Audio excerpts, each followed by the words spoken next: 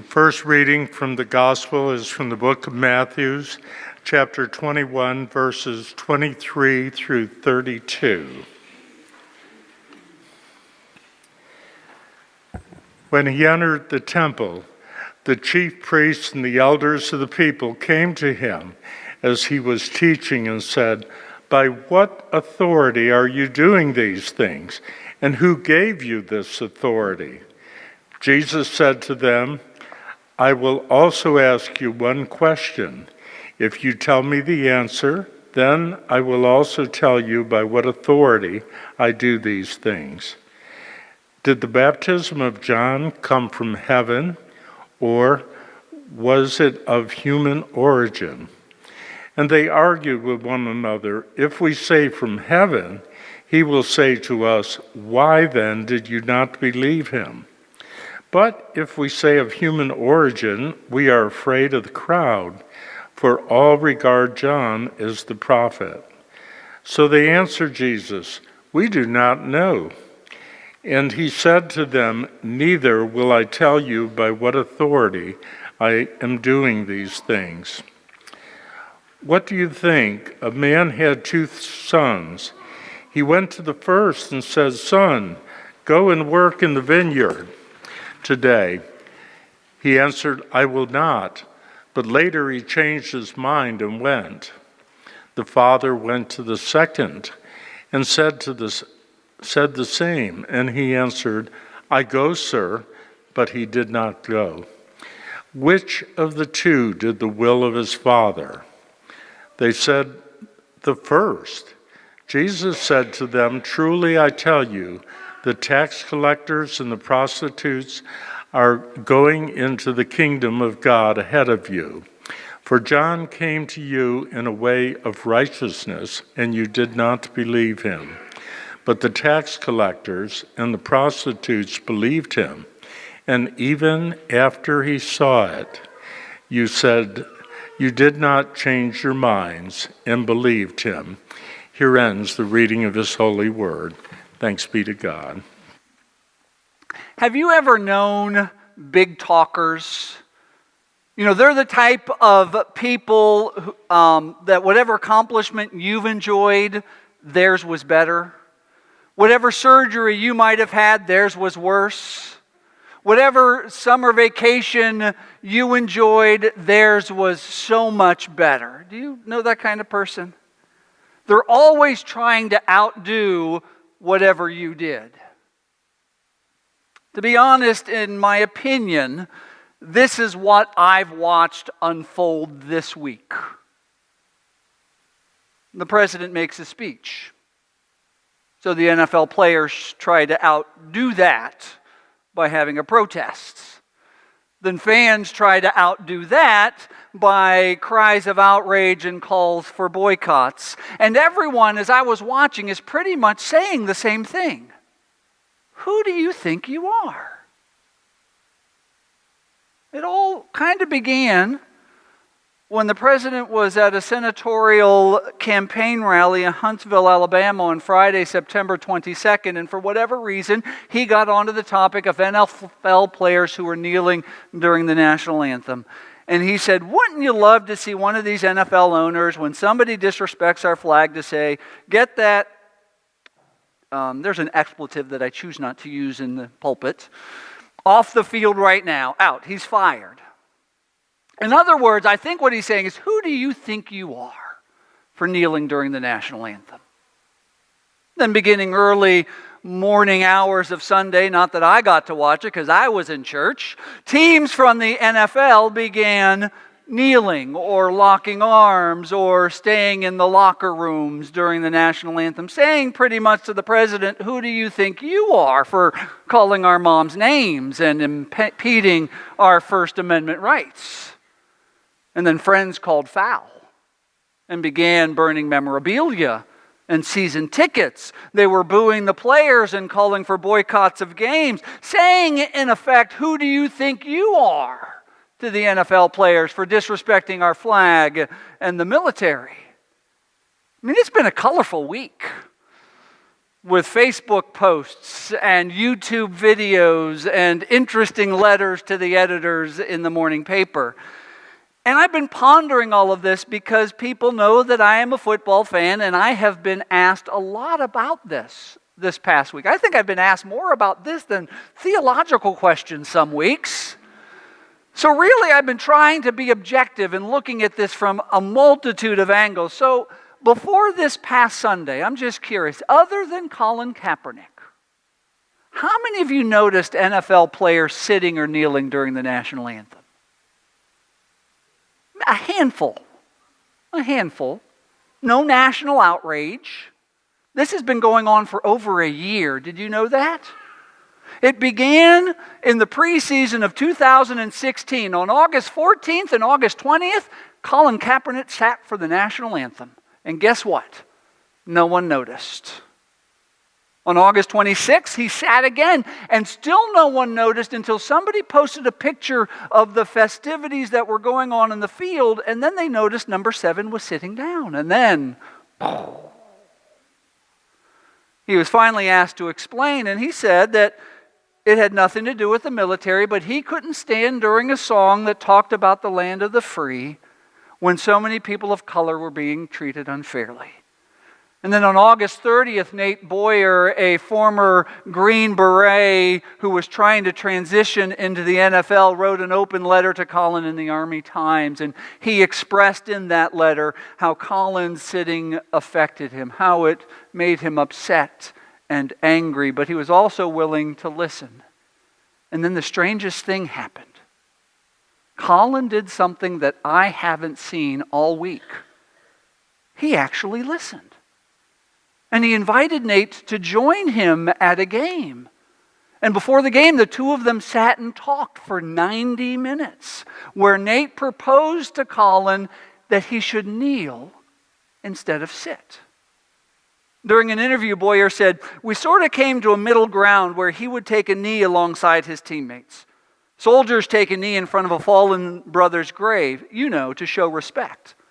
When we're on patrol, when we go into a security halt, we take a knee and we pull security." The two decided that kneeling for the flag would symbolize his reverence for those who paid the ultimate sacrifice, while still allowing Colin to peacefully protest the injustices he saw. So here's the bottom line. Discussion in a positive, peaceful fashion is always better than screaming angrily about a subject matter. And by this point, you may be wondering what any of this has to do with our reading from Matthew today and Jesus' interaction with the Jewish authorities. And it really does. So just follow along with me for a minute, because the New Testament leaves no doubt that discipleship is a matter of actions, not simply words. In our text, Jesus is confronting the religious establishment who makes their living on using the right words.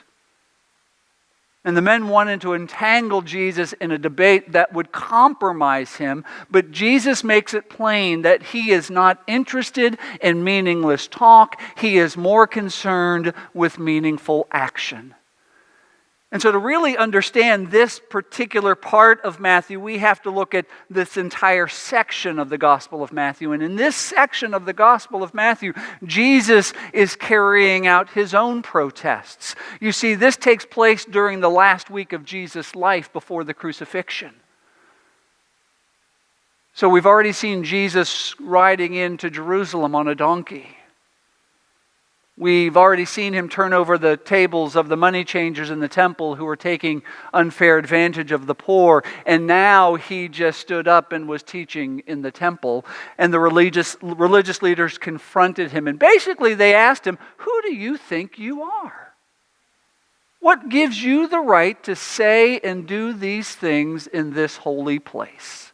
And they have practical concerns for raising this question because they are the religious and social authorities. They're the ones who make the decisions. They've paid a high price to the Romans for their titles and their positions of power. But instead of answering their question, Jesus asks them a question. Did the baptism of John come from heaven, or was it of human origin? What? In other words, he's saying, if you answer mine, I'll answer yours. But they won't answer him because it's a catch-22. Because if they answer one way, they're going to lose their financial backers and their positions. Because if they admit that authority comes from heaven and not the Roman Empire, then Rome's going to take them out of power. However, if they answer the other way, it's going to be a public relations nightmare because a lot of those who were in the crowds believed in John. So if they openly disputed John's authority, it would create distrust and resentment among the crowds, undermining their authority over the people. They were just stuck. So after a brief discussion, they declined to answer Jesus' question. They were pleading ignorance. They said, we don't know. So that led Jesus into a parable that Sherry highlighted. A parable that emphasizes the importance of words and actions being in sync. A father went to one son and asked for help, and the son said yes, but didn't help. A father went to the other son and said, would you help? He says no, but ends up helping. In other words, one said the right things, but didn't follow it with the right actions. The other said what the father didn't want to hear, but then did what the father wanted him to do. So guess which one Jesus honored?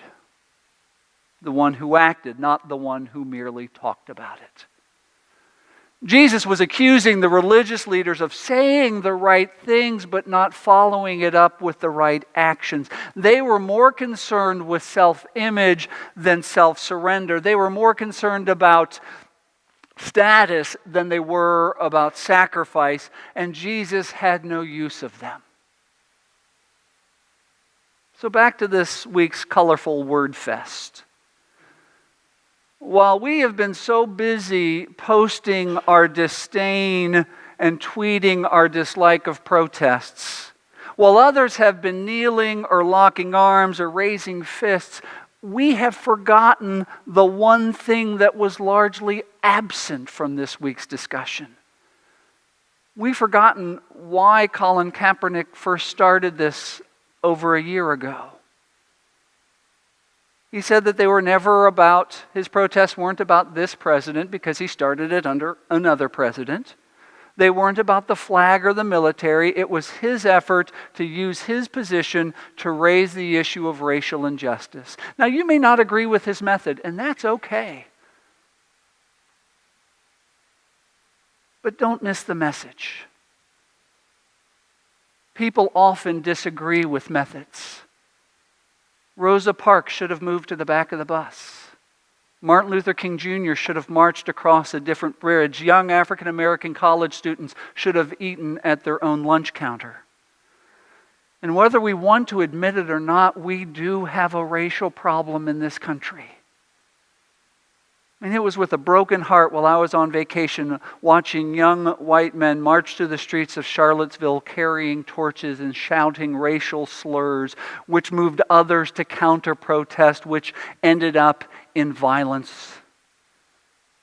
It breaks my heart that we have the highest incarceration rate in the world. The United States has 5% of the world's population, yet we have 25% of the world's prisoners. Mass incarceration has devastating consequences on people of color. 1 in 3 African American boys and 1 in 6 Latino boys is projected to go to jail or prison during their lifetime for similar crimes that young white men commit, but who get lower sentences or no sentence at all. And I admit, I have never experienced racial injustice because I am white. My family has never been denied access to health care or access to education or a seat at the table because of the color of their skin. I've never been pulled over because I didn't look like I belonged in a certain neighborhood. But while we've been arguing over protests, the people in Puerto Rico have been suffering following the Hurricane Maria. Their island is without power. They're without adequate food and water supplies. They are seemingly cut off from the rest of the world, and our response has been lackluster, unlike our response in Texas and in Florida. Who do we think we are? I've been asking myself this question all week. Am I a naysayer like the first son in the parable? Yes. Am I a fearful disciple whose yes becomes no at a crucial moment like Peter? Yes. Am I a hypocrite like the tax collector whose devious secrets and practices give the lie to all outward show of respectability? Yes. I have to admit that the sin of racism and bigotry that we cling to so easily, that comes to heart and hand so readily, that is so destructive, that too often just seems so natural to us, is at times alive and well in my own life. And it's probably a good guess it's alive and well in yours as well. But this morning, Jesus is challenging us to do something that doesn't come naturally. He's challenging us to do God's will, to choose peace over violence, conversation over screaming, love over hate, and to allow that to define who we are. Let us pray.